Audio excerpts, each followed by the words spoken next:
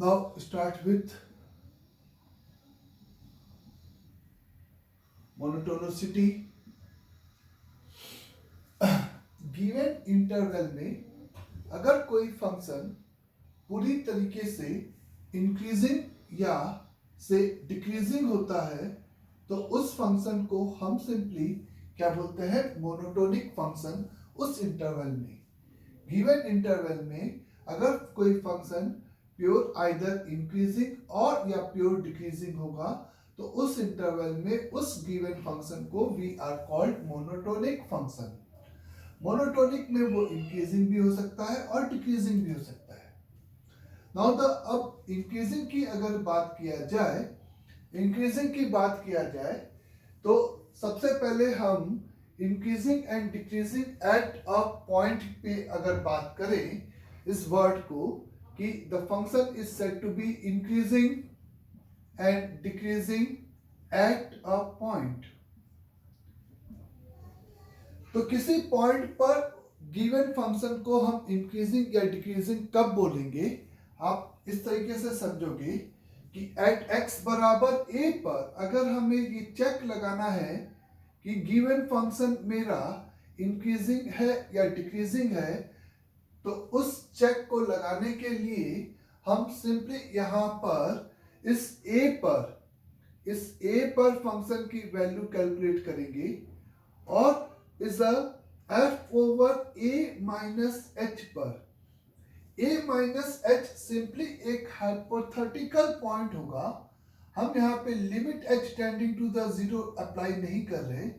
a minus h यानी कि just a के पीछे फंक्शन का आउटपुट वैल्यू, वो अप्रोक्सीमेट वैल्यू होगा। अगर ये वैल्यू a पर वैल्यू और f of a plus h पर वैल्यू, ये इनपुट भी एक सिंपली हाइपोथेटिकल इनपुट है जो कि a के जस्ट आगे वाले पॉइंट पे आप बिहेवियर देखने की उसकी कोशिश कर रहे हो, और ये इस पॉइंट पे फंक्शन का आउटपुट हम एग्जैक्टली कैलकुलेट नहीं करेंगे, अप्रोक्सीमेटली वैल्यू इसको हम फील कर सकते हैं। अगर ये तीन वैल्यू आपकी सिंपली इंक्रीजिंग ऑर्डर में है, f of a minus h is f of a and f of a plus h, then the function f of x is simply said to be is a increasing function at x बराबर a। तो उस particular point पर आप उस function को simply क्या बोलोगे, is x बराबर a पर वो फंक्शन आपका इंक्रीजिंग फंक्शन है। अगर यही ऑर्डर रिवर्स ऑर्डर में हो जाए, a माइनस h पर यानी कि a के जस्ट फंक्शन की आउटपुट वैल्यू इज ज्यादा हो एज कंपेयर टू a पे पॉइंट वैल्यू से, और ज्यादा हो is f of a plus h की पॉइंट वैल्यू से, then the function is f over x is simply said to be is a decreasing at x is equal to a। तो x बराबर a पर आप उस function को simply यहां पर क्या नाम देते हो, डिक्रीजिंग फंक्शन देते हो। तो अगर इस ऑर्डर में इस a पर आउटपुट वैल्यू है या इस ऑर्डर में a पर आउटपुट वैल्यू है, तो उसको देखते हुए उस फंक्शन को हम इंक्रीजिंग या डिक्रीजिंग नाम देते हैं।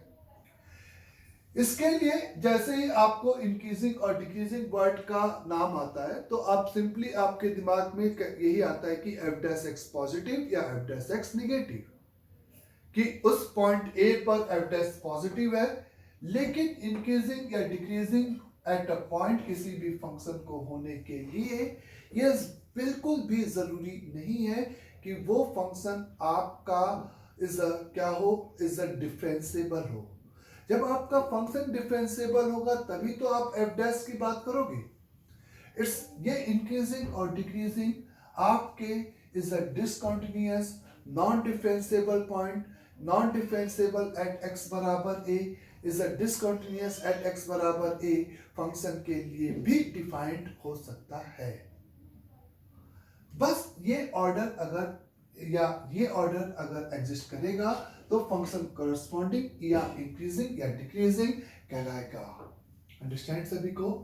जैसे आप मेरी बात समझे कि मान लेते हैं किसी डिसकंटिन्यूटी की बात करता हूं कि a पर किसी फंक्शन की पॉइंट वैल्यू ये है और जस्ट उसके आगे आपका ग्राफ ऐसे है और ग्राफ ऐसे है, तो अगर ये x बराबर a है तो आप ये नोटिस कर सकते हो कि a के जस्ट नेबरहुड पॉइंट अगर मैं कंसीडर करूंगा तो उस पर जो आउटपुट वैल्यू, क्योंकि वो लिमिटिंग वैल्यू होगी, लेकिन जो भी लिमिटिंग आउटपुट वैल्यू आएगी वो आप मेरे से बोल सकते हो कि ये इसके कंपेरिजन में ज्यादा होगी, और ए के जस्ट पीछे वाले पॉइंट पे अगर मैं आउटपुट वैल्यू देखूंगा तो मैं इस तरीके से बोल सकता हूं कि ये यहाँ पर क्या होगा बच्चे, इज इंक्रीजिंग फंक्शन होगा।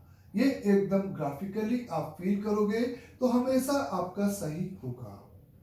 आपका ग्राफ में ये ए पर पॉइंट वैल्यू है, ए पर ये इस तरीके से जा रहा है और ए पर ये इस तरीके से ग्राफ अगर आपका मूव कर रहा है तो आप मेरे से बोल सकते हो कि ये function again is said to be increasing at x is equal to a, क्योंकि a पर पॉइंट वैल्यू ये, a के राइट हैंड साइड पे एरो की हाइट आपकी पॉइंट वैल्यू से ज्यादा है, a के just left hand side arrow की वैल्यू आप हाइट, एरो की हाइट आपकी उस पॉइंट वैल्यू से कम है।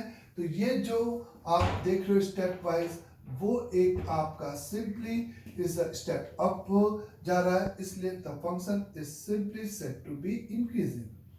तो फंक्शन में बी आइदर कॉन्टिन्यूअस और डिसकंटिन्यूअस, तो भी हम इंक्रीजिंग या डिक्रीजिंग उस पॉइंट पे डिफाइन कर सकते हैं अगर ये ऑर्डर या ये ऑर्डर एग्जिस्ट कर रहा है। ये जरूरी नहीं है कि कोई फंक्शन किसी पॉइंट पे it's necessary to be increasing या डिक्रीजिंग हो, ये बिल्कुल भी जरूरी नहीं है।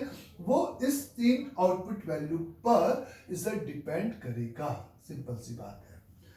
अगर आपका फंक्शन कॉन्टिन्यूअस है और नॉन डिफरेंशिएबल है, फॉर एग्जांपल जैसे यही वाला फिगर अगर आप देखें तो यहाँ पे 7 कॉर्नर है, x is equal to a पर, और आप देख सकते हो कि a पर पॉइंट वैल्यू, ये एक बेसिक ऑर्डर है, इस एक बेसिक डिफिनेशन है किसी पॉइंट पे इंक्रीजिंग और डिक्रीजिंग आपको चेक करने का।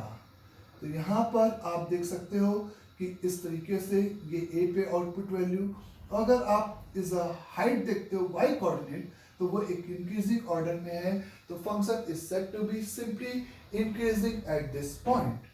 आप मेरे से कह सकते हो कि इस जैसा कि ग्राफ अगर ऐसे करके जा रहा है तो ये फंक्शन पे ड्रॉन टेंजेंट वर्टिकल है, यानी कि dy नॉन डिफरेंशिएबल पॉइंट है, लेकिन इस पॉइंट पे पॉइंट वैल्यू ये है, इसके जस्ट पीछे पॉइंट वैल्यू ये है और इसके जस्ट आगे ये पॉइंट वैल्यू है।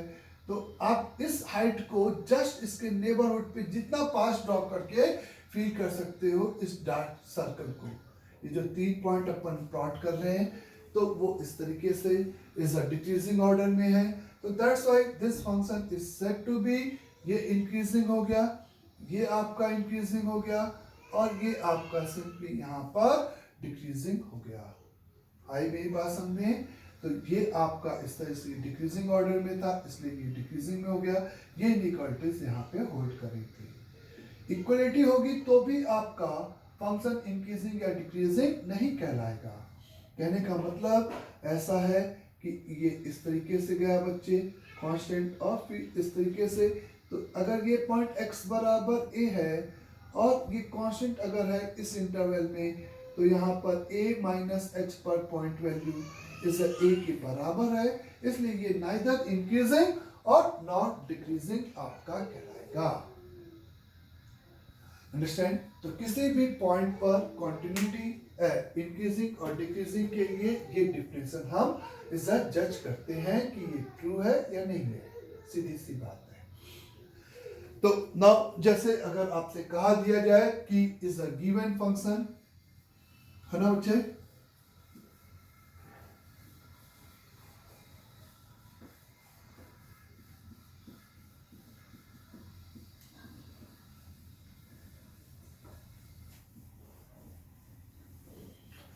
तो मेरा कहना है कि एक पॉइंट पर इज द इंक्रीजिंग या डिक्रीजिंग के लिए आप ये नहीं समझोगे कि खाली एफ डैश पॉजिटिव या F dash negative is a may B function continuous, discontinuous, differentiable and non differentiable. Differentiable function अगर है तो भी इस किसी पॉइंट पे इंक्रीजिंग या डिक्रीजिंग के लिए हम ये नहीं बोल देंगे कि एफ डैश पॉजिटिव तो ही इज अ नेसेसरी कंडीशन है इंक्रीजिंग के लिए। आप जैसे फॉर एग्जांपल अगर f over x is equal to the x cube को काउंट करते हो, ऑब्वियसली ये डिफरेंशिएबल फंक्शन है। और अगर आप देखते हो इस एक्स क्यूब की एक्स बराबर 0 पर, तो 0 पर इसके स्लोप की वैल्यू आप फील कर सकते हो कि एफ डैश 0 आपको 0 मिल रहा है, एफ ऑफ 0 आपको यहाँ पे 0 मिल रहा है, एफ ऑफ 0 प्लस एच आपका सिंपली एफ ऑफ 0 से बड़ा है यहाँ पे, यानी कि आप देख सकते हो 0 प्लस एच पर इसकी वैल्यू इससे बड़ी है। एफ ऑफ 0 माइनस एच यानी कि जस्ट 0 के पीछे अगर आप आउटपुट देखोगे तो वो आपका यहाँ पर इज एफ ऑफ 0, यहाँ पर एफ ऑफ 0 माइनस एच से बड़ा है।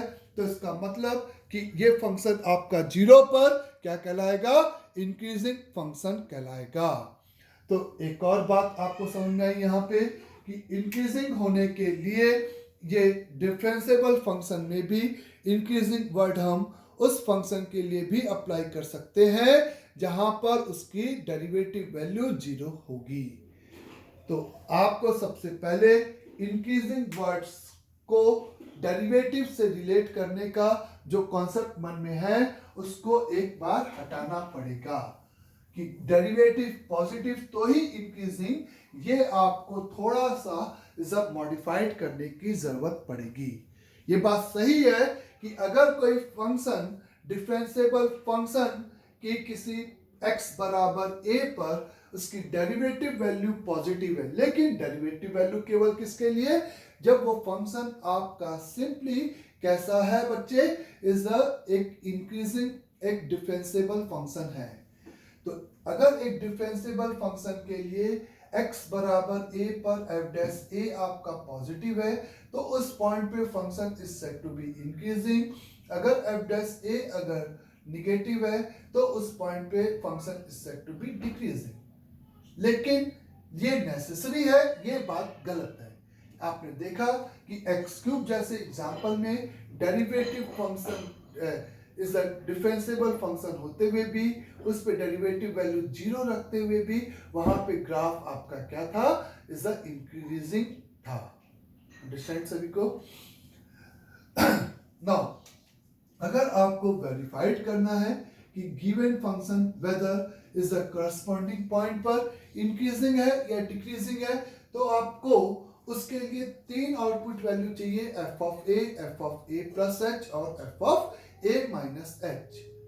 अगर वो इंक्रीजिंग ऑर्डर में होंगे तीनों, a minus h, f of a और ए प्लस एच पर, तब इंक्रीजिंग। अगर डिक्रीजिंग ऑर्डर में होंगे तो डिक्रीजिंग। अगर नाइदर इंक्रीजिंग और डिक्रीजिंग ऑर्डर में होंगे तो उस केस में फंक्शन को हम वहां पर इज अ सिंपली इज अ से नाइदर इंक्रीजिंग नॉट डिक्रीजिंग, यानी कि नॉन मोनोटोनिक फंक्शन उस पॉइंट पर हम बोलेंगे। अंडरस्टैंड? ये बात भी सभी को यहां तक अच्छे से?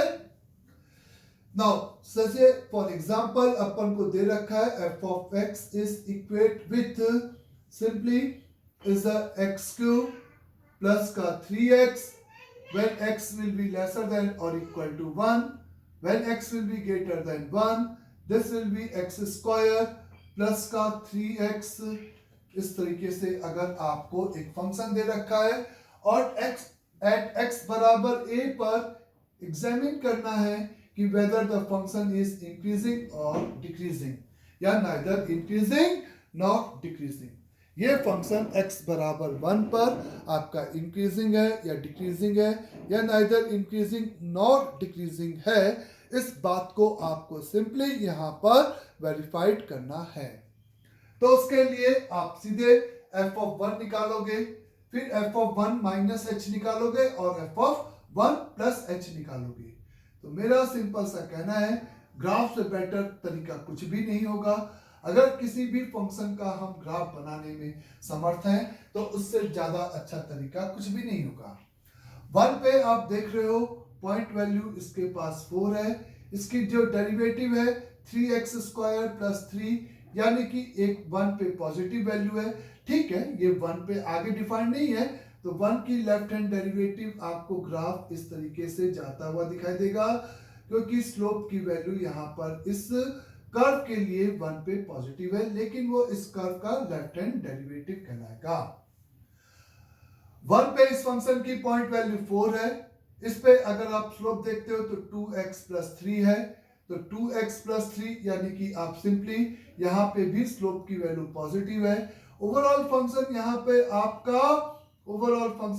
पे आपका क्या नहीं है बच्चे, इज अ डिफरेंशिएबल फंक्शन नहीं है, लेकिन अगर इंक्रीजिंग और डिक्रीजिंग होने के लिए डिफरेंशिएबल होना कहीं से भी जरूरी नहीं है।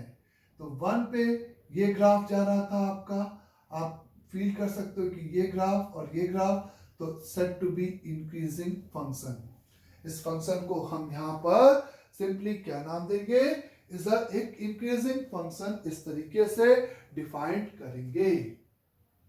करेक्ट सभी को?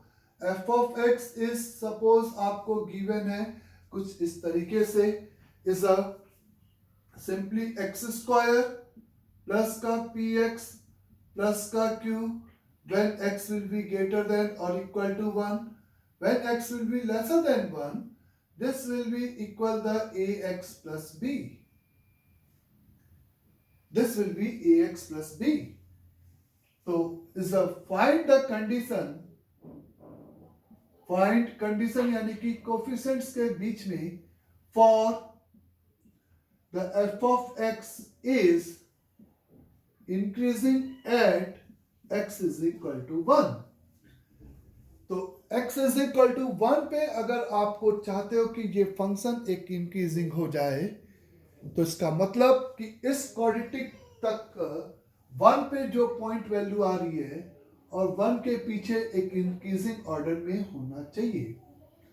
ये क्वाड्रेटिक का ग्राफ कुछ अपवर्ड ओपनिंग पैराबोला होगा, जिसका टर्निंग पॉइंट आपका सिंपली कहां पे होगा बच्चे, x is equate with minus के p/2 पर होगा। अब सवाल है कि 1, ये ग्राफ 1 के आगे के लिए एप्लीकेबल है, तो 1 पे पॉइंट वैल्यू और 1 के जस्ट आगे पॉइंट वैल्यू इंक्रीजिंग ऑर्डर में होने के लिए 1 अगर x बराबर 1 यहां पे लाई किया, तो आपका 1 और 1 के जस्ट आगे डिक्रीजिंग ऑर्डर आएगा। 1 यहां पे हुआ तो जस्ट आगे इंक्रीजिंग, स्लोप 0 है लेकिन पॉइंट वैल्यू एक ही पॉइंट पे स्लोप 0 है, जस्ट इसके आगे आपका ये होगा। जब 1 यहां पे आपका होगा तो भी आप फील कर सकते हो कि जस्ट 1 के आगे आपको 1 के कंपैरिजन में बड़ी वैल्यू मिलेगी। तो इस को फंक्शन को इंक्रीजिंग होने के लिए आप बेसिक डेफिनेशन की एम्फेसिस करने की कोशिश कर रहे हो इस ग्राफ के लिए कि f of 1 की जो वैल्यू है वो simply is simply lesser than हो जाए f over 1 plus h से। ये बात सभी को क्लियर? और ऐसा होने के लिए आप कह रहे हो कि नंबर लाइन पे 1 इस टर्निंग पॉइंट के आगे होना चाहिए, यानी कि माइनस का p/2, माइनस का p/2 शुड बी इज आपका लेसर देन और इक्वल टू 1। ये 1 भी होगा तो भी जस्ट उसके आगे आपको उसकी पॉइंट वैल्यू 1 से ज्यादा मिलेगी। तो ये एक नेसेसरी कंडीशन है इस ऑर्डर को मेंटेन करने के लिए। ये बात सभी को क्लियर अच्छे से बच्चे? तो ये एक नेसेसरी कंडीशन हो गई सबसे पहले आपकी इस ऑर्डर को मेंटेन करने के लिए। अब आपको किस ऑर्डर को मेंटेन कराना है? f of 1 माइनस h को इस f of 1 से ज्यादा कराना है। ऑब्वियस है आपका इस x, इस कंडीशन को जब मैंने अप्लाई कर दिया तो ये ग्राफ आपका 1 पे कुछ इस तरह से चॉपअप हो गया। चॉपअप मतलब उसके आगे का पार्ट आपका एप्लीकेबल है, उसके पीछे का ये ग्राफ हट गया। x इज इक्वल टू 1 पे इसकी जो आउटपुट वैल्यू है वो 1 प्लस p प्लस q है। ये डार्क पॉइंट। 1 के जस्ट पीछे जो भी वैल्यू आ रही है वो आपकी इस वैल्यू के करस्पॉन्डिंग कैसी होनी चाहिए बच्चे? इज छोटी होनी चाहिए। छोटी अगर होनी चाहिए तो ये जो आप ग्राफ देख रहे हो, अब ये कहीं से भी जरूरी नहीं है कि आपको कंटिन्यूअस फील करना है। आप सबसे पहले अगर इस 1 पे कंटिन्यूअस बात कर रहे हो, तब इसको अगर ये 1 पे यही वैल्यू ले रहा है, कंटिन्यूअस बनाने की अगर बात कर रहे हो, तो इस कंडीशन के साथ 1 पे इसकी point value a plus b is equal 1 plus p plus q. ये एक तो कंडीशन होगी कंटिन्यूटी के लिए। और फिर अगर आप यहाँ पे कंटिन्यूअस बना रहे हो और आप चाहते हो कि पॉइंट वैल्यू इसके नीचे रहो, तो इसका मतलब कि उसका ये लाइन, स्ट्रेट लाइन कुछ इस डायरेक्शन में जानी चाहिए।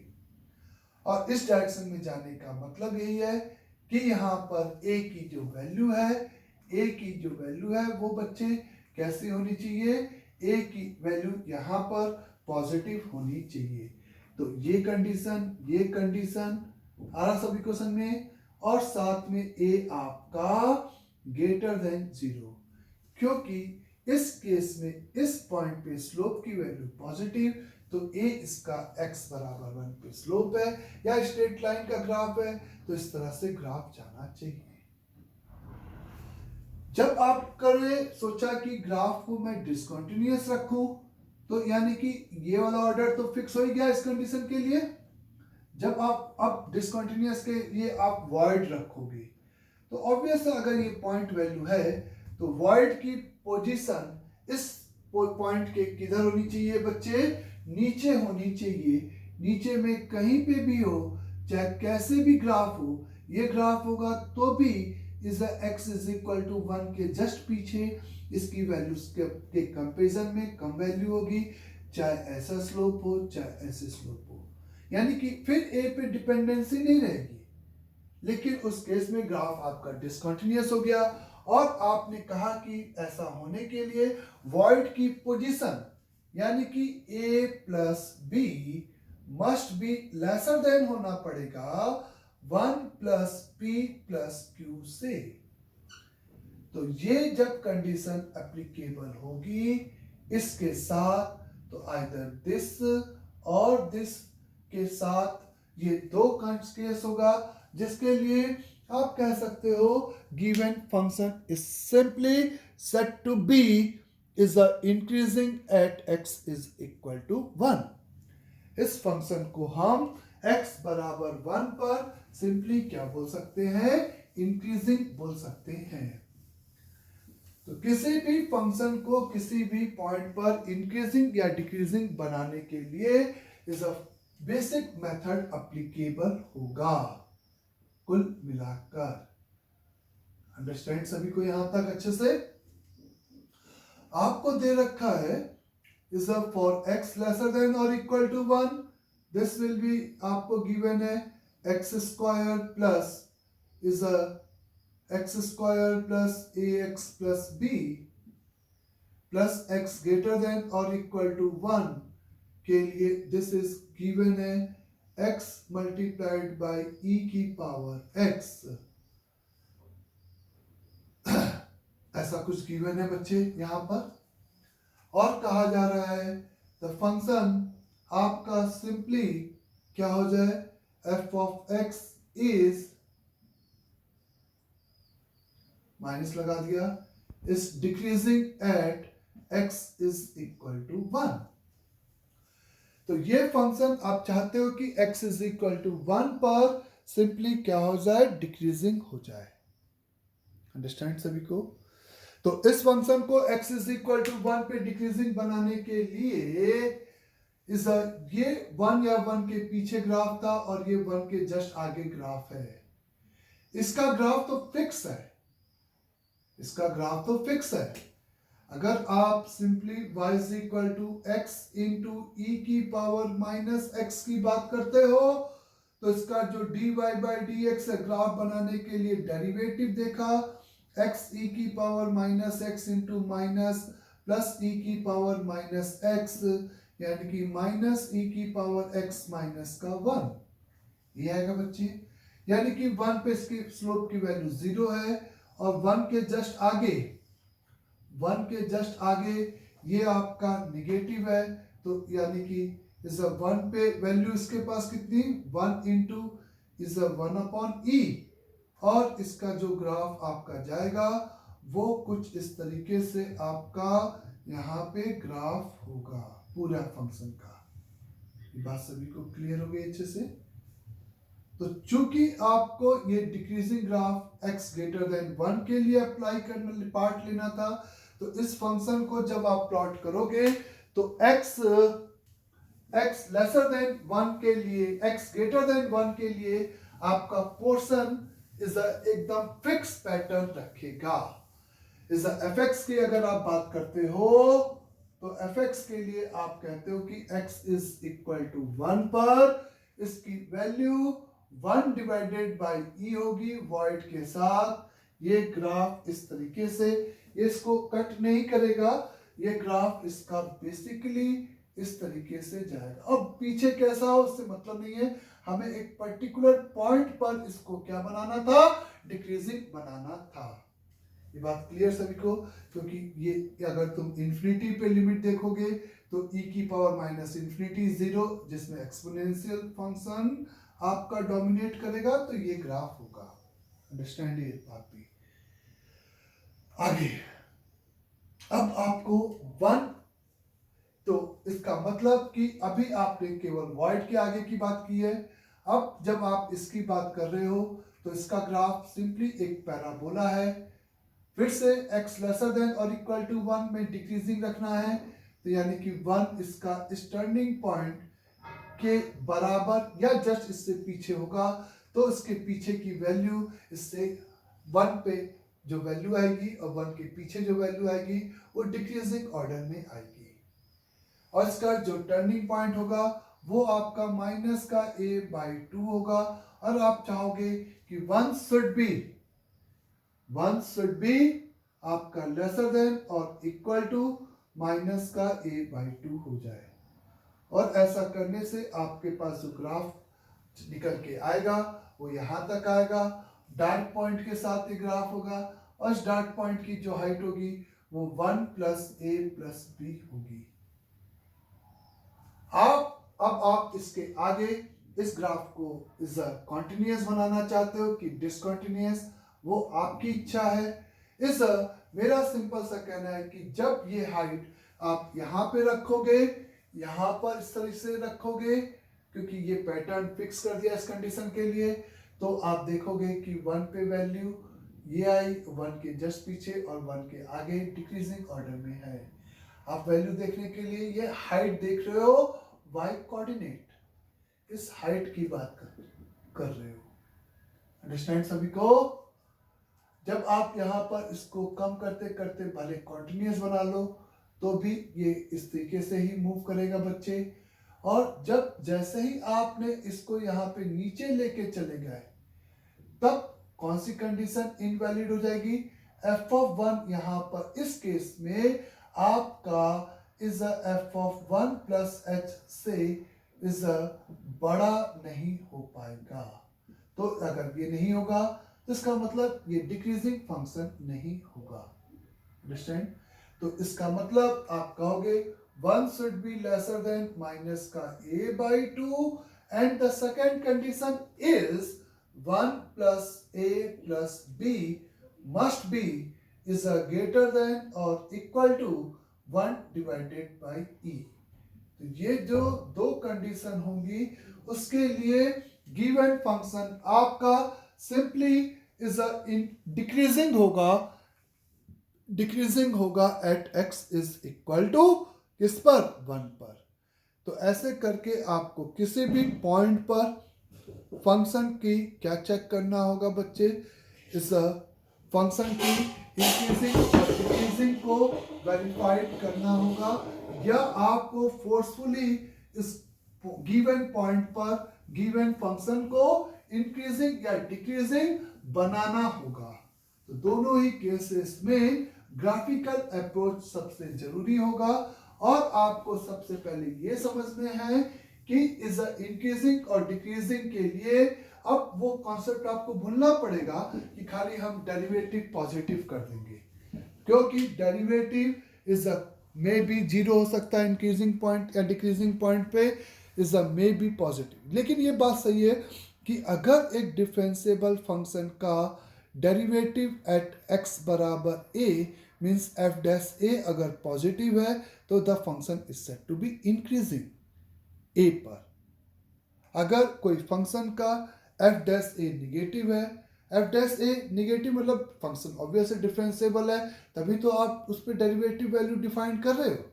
लेकिन vice versa is not true कि इंक्रीजिंग होने के लिए एफ डैश ए को ग्रेटर देन जीरो होना जरूरी है, ऐसा कहीं भी नहीं है। आपको फर्स्ट प्रिंसिपल क्या बताया गया, f of a minus h, f of a और f of a plus h increasing order में होंगे तो function is said to be increasing, अगर वो डिक्रीजिंग ऑर्डर में होंगे तो function is said to be decreasing. ये ज्यादा जरूरी है। अंडरस्टैंड सभी को यहां तक?